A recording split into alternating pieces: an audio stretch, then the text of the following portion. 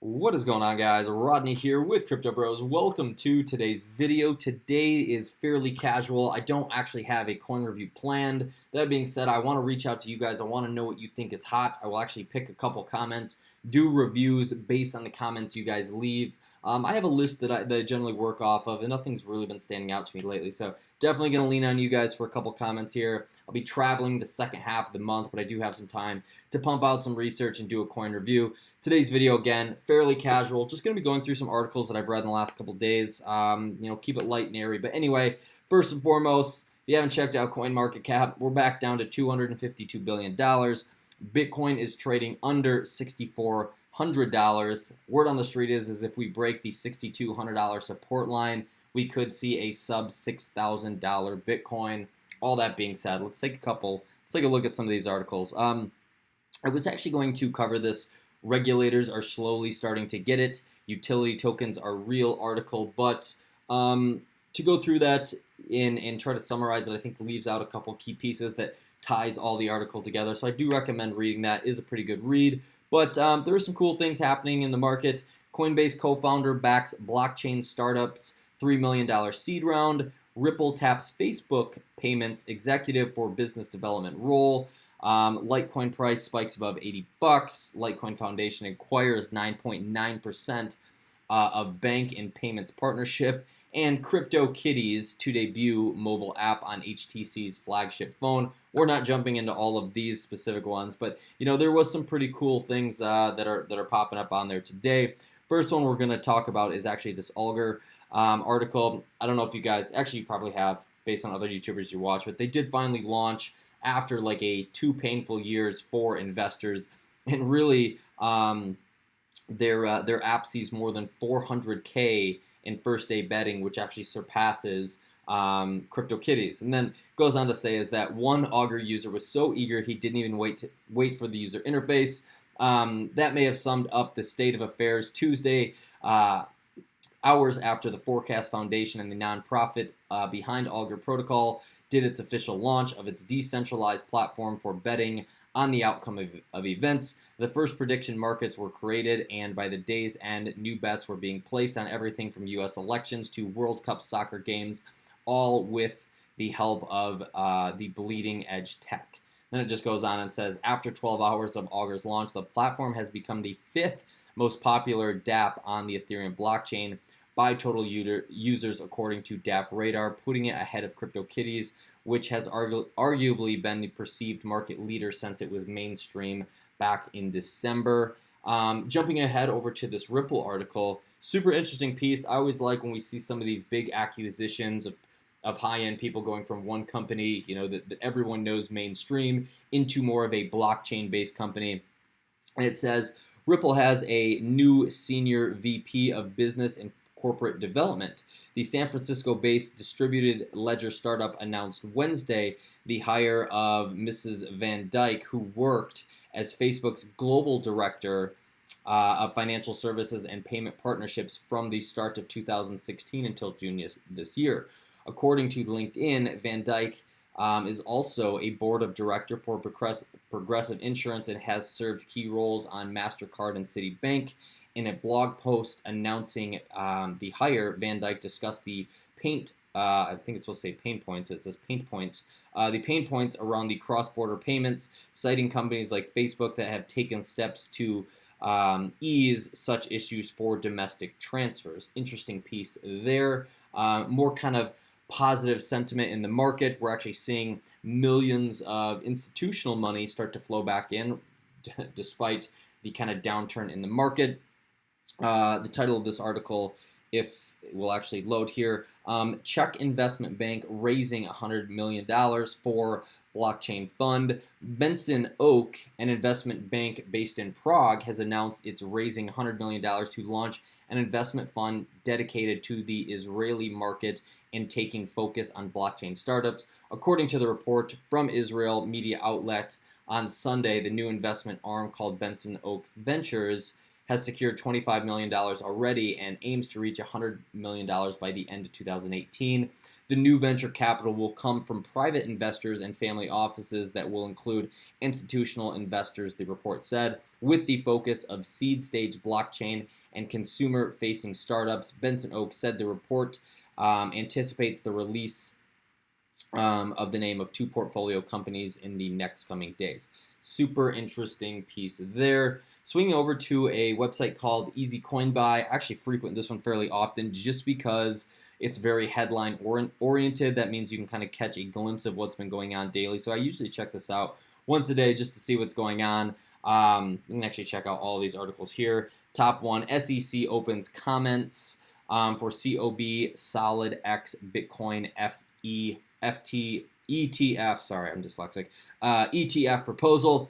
At the end of June, the COBE provided a proposal to the SEC to list and trade SolidX Bitcoin shares as a Bitcoin ETF backed by VanEck Assessment Management. Now the SEC has opened up the comments page for the CBOE ETF proposal, where you can learn how to submit comments and others. You can check out this full article here. Obviously, we talked about the Auger mainnet launch, Opera testing mobile browser with crypto wallet. Following their cryptocurrency miner protection integration, popular browser Opera has announced they're launching a new mobile browser wallet with a built-in cryptocurrency wallet. Users of the mobile wallet currently in beta testing will be able to easily interact with dApps built on the Ethereum network with the simple and easy to use interface. Definitely worth checking out. EasyCoinBuy.com. They have this section called the dump. Obviously, here pretty often. But moving on, Ontology partnership, Identity Mine Global to cooperate with digital identity services. So Ontology, a new high-performance blockchain project and distributed trust collaboration platform, has announced they will be collaborating with Identity Mine Global to work on digital identity services. They'll be working together to develop a KYC and provide digital identity services on the Ontology Trust ecosystem. Ontology blockchain framework was built to support public blockchain system. It also customizes public blockchains for different applications. Its various protocol groups allow Ontology to support collaboration among chains and networks as well. The aim of Ontology's framework is to allow users to build their own multi-factor identity portrait, which is theirs to authenticate, certify, and use how they please.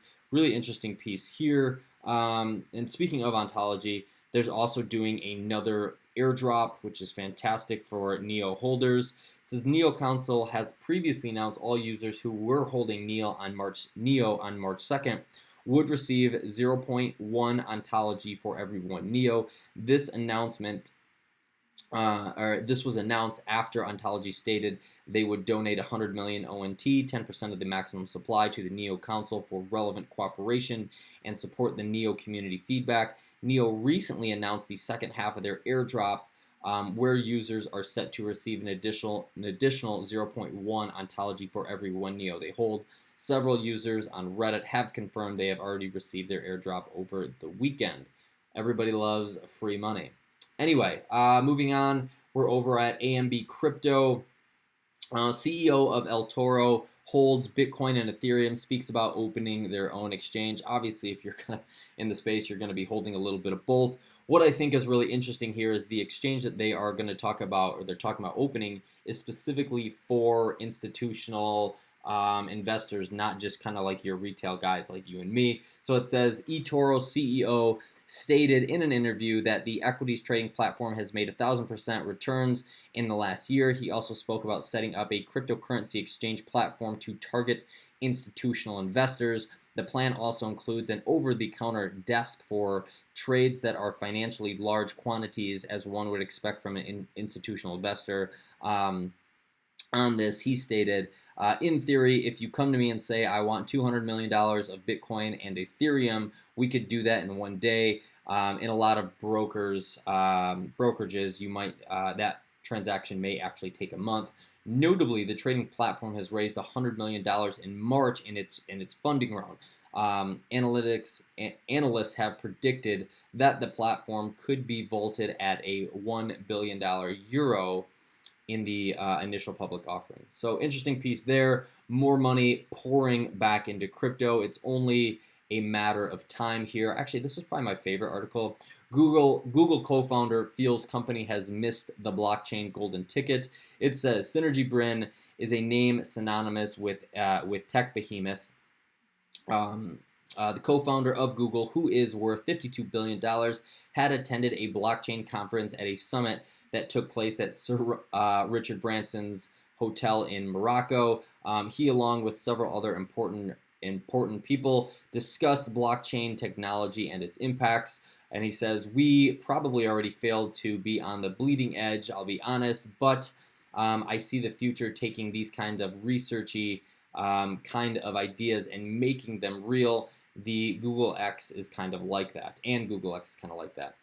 The fact that someone like Synergy Brin has talked about the missed opportunities with the blockchain technology shows how fast the field is developing. Although Brin was disappointed that Google had not taken the first shot, he was fairly confident that Google's special division, Google X, would use blockchain to create some type of wonderful products. Down here, it just talks about how him and his son have been mining Ethereum, which is also pretty damn cool.